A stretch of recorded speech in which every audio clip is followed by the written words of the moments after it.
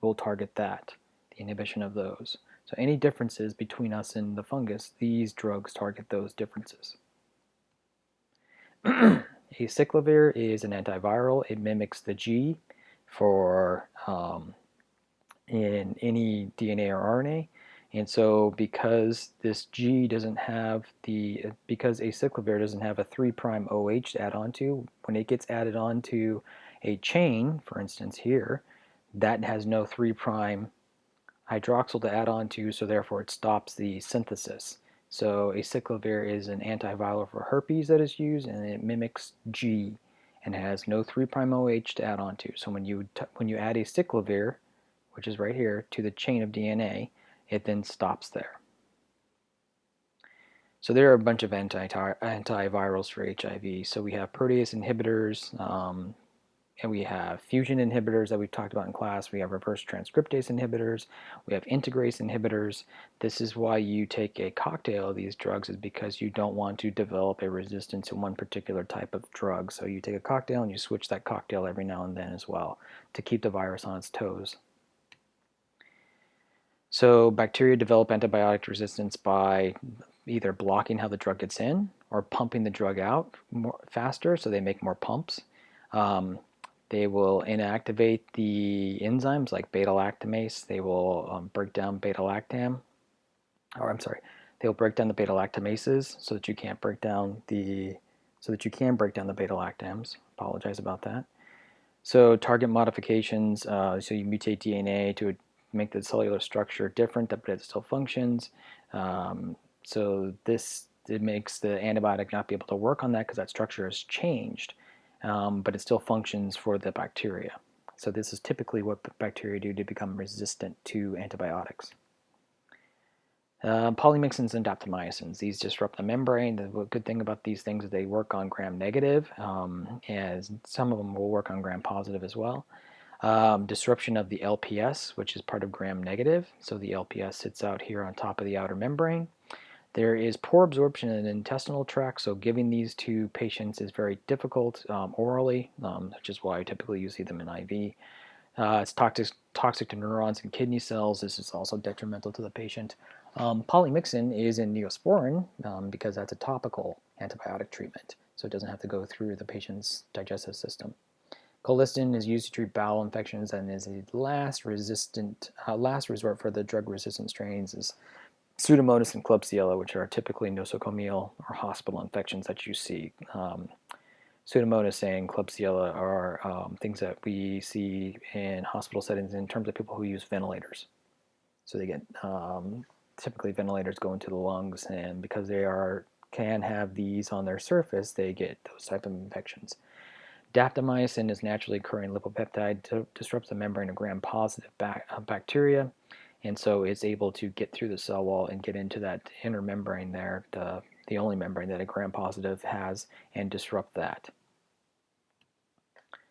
Again, these are just membrane function disrupting drugs. You need to know everything that I've put here except for what I've crossed out.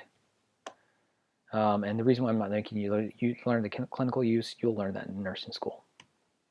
Okay, so metronidazole, this fragments DNA. And let's see, broken DNA cannot be replicated, therefore cannot do binary fission, no increase in pathogen numbers. So if I break this DNA up, then I can't replicate it, and if I can't replicate it, I can't do binary fission. Inhibit bacterial nucleic acid synthesis.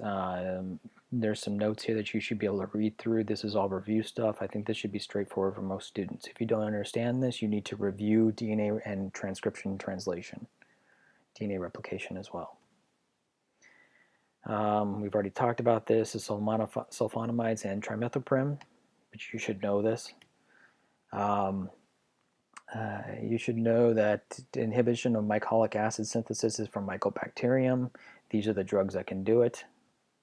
And one of the key things here is because of tuberculosis, which is a Mycobacterium tuberculosis. And so you would use these drugs here for that. And remember, mycolic acid is only on Mycobacterium, and it's that waxy, thick material. We already went over this. So all these slides here are duplicates of what we talked about. these slides here are duplicates of what we talked about. These slides here are antifungal drugs. You should know these except for the clinical use. We don't have to know that.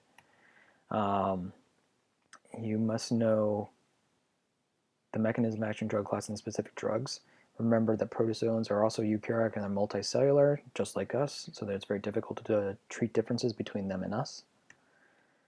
Remember the intestinal tapeworms that you can buy on Amazon to lose weight. Well, you got to get rid of those, and so somehow you must take some kind of drug for that, unfortunately. Remember helminths are parasitic worms. They're also eukaryotic. We've already talked about acyclovir. This was on a previous slide. This was on a previous slide. This was on a previous slide. I just made them bigger for you to be able to see. Okay, so effectiveness of antibiotics. So this is the disc diffusion test. We've talked about this. Soak it in the antibiotic, place it on the lawn of bacteria. We talked about this in chapter 13. The wider the zone of inhibition, the more effective it is. So this is less effective, then this is more effective. You can also do this in e-test, where we take a strip and that has had known quantities of antibiotic. This tells you for instance, right here is 16 micrograms of the drug versus down here where it's 0.094 micrograms of the drug. Wherever you lay this strip down, you'll see a zone of inhibition. And where that zone of inhibition touches the sides of the strip, that is going to be your minimum inhibitory concentration, or your MIC. And that is the lowest concentration of the drug that's needed for causing the bacteria to die. That's why you get the zone of inhibition. So that's your MIC, your minimum inhibitory concentration. And it's important to know that the lower the MIC, the more effective the antibiotic is on that particular type of pathogen.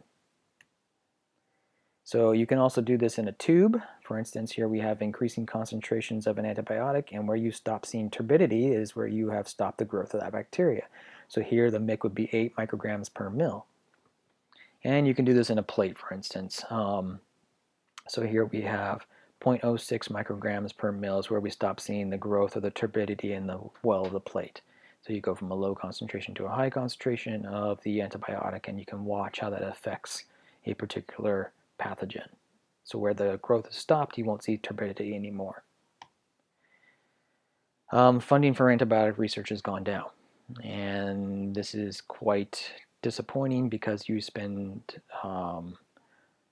billions and billions of dollars for pharmaceutical companies on antibiotics, and then the pathogen becomes resistant to them due to misuse by the public. So because of that, there is less and less money spent on it. President Obama in 2016 gave $1.6 billion to universities for antibiotic research, since nobody wants to take on the expense of research for antibiotics, which is unfortunate because a lot of our antibiotics are resistant by many bacteria. That's chapter 14.